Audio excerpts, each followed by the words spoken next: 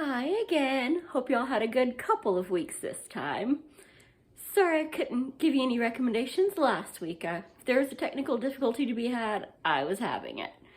But the good news is this week, provided everything goes smoothly, you'll get 2 new books. The one that I tried to upload last Friday and this one. And maybe another. We'll see how everything goes. But today we're going to switch it up a little bit and hope maybe some of my, fellow gaming geeks will appreciate this one. I used to love WoW, but World of Warcraft gets a little expensive, so found a free, kind of similar game, Neverwinter, which is based off of Dungeons and Dragons, and there's a book series based on one of my favorite areas in that game. It's Ravenloft, so some of y'all might recognize this maybe. Vampires of the Mist. And so I was kind of surprised just walking around one of my favorite used bookstores and stumbled upon that. So, hey, what the heck, couple bucks, gotta try it, right?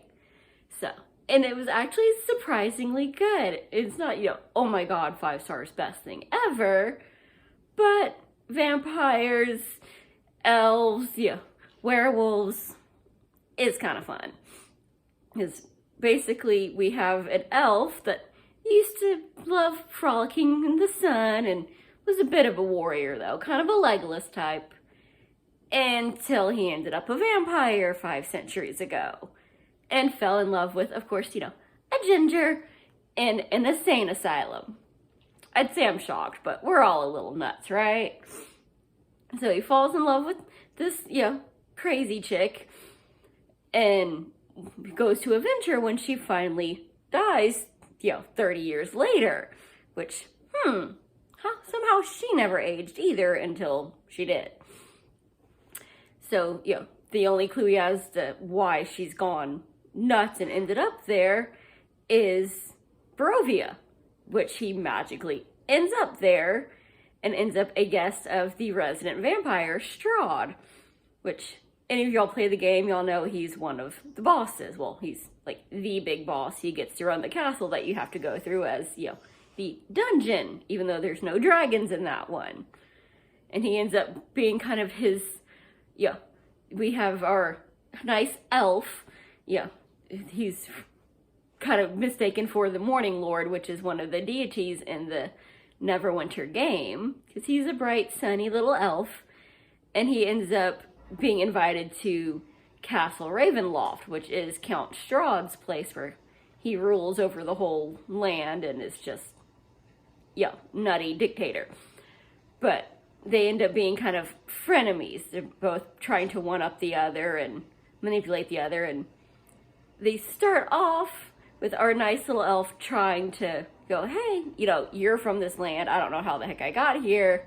Can you tell me about this chick so I can figure out who might have done something to her and avenge her? And he spends decades there and never learns anything till we get towards the end. But it is kind of fun watching him. He goes from he only feeds on wildlife, but here he can't do that. And the Count enjoys rubbing it in his face because he pretends that he used to be noble before he was turned into a vampire, but he's always been evil. We get bits and pieces of his history, so even if you haven't played the game, it's obvious he's a bad guy. And so it's fun kind of seeing, how is he finally going to figure it out, and what, who's going to do something about this? Because bad guys got to be destroyed, but what the heck, it's like a 14-part series, if not more. Because it started way back in the 90s, so, which, not surprising given how old D&D is, but can't say I was into it way back in the day. But we've got all this dynamic going, and there's also the Vistani, which are the gypsies that I still want to know. I have to pick up another book, because there's the one lady that if you played Neverwinter you see is Madame Eva, who's in the game and in this book, and she is the matriarch of the Vistani.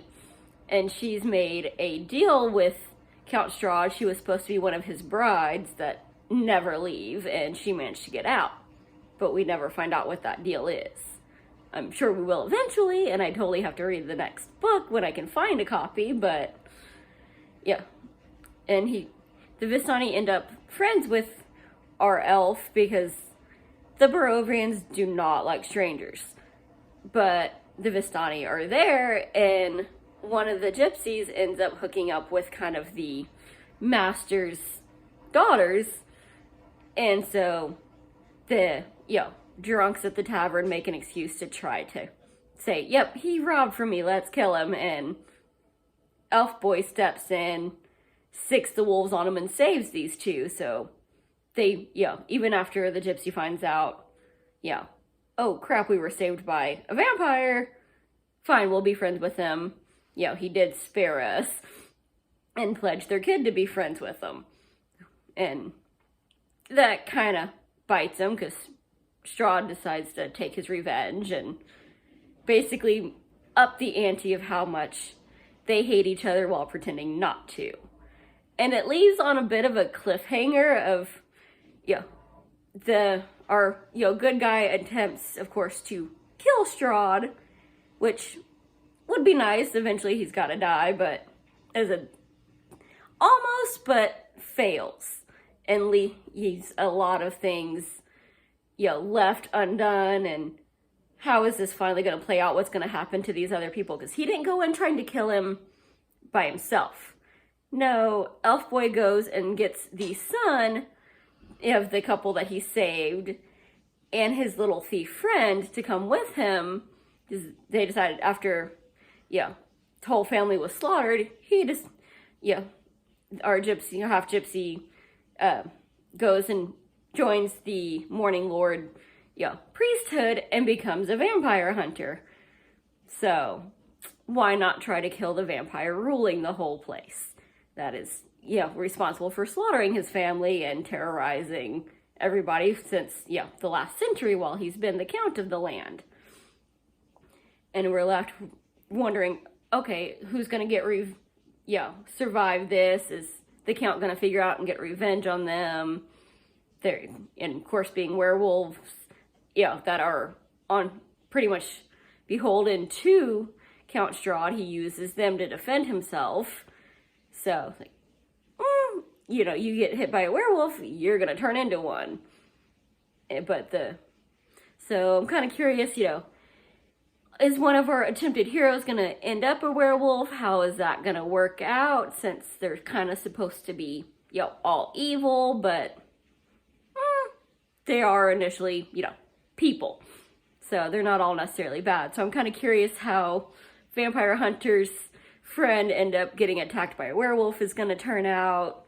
And we're left wondering these things. So, if you like D&D, if you like vampires and werewolves and just want some fun, side reading to go with the games, it's not the best book in the world. It's not incredibly deep, but it's just a nice, easy, fun little Easter egg if you already play the game or into that kind of a genre. So, have some fun, make of that what you will, and, I'll see you next week. Bye!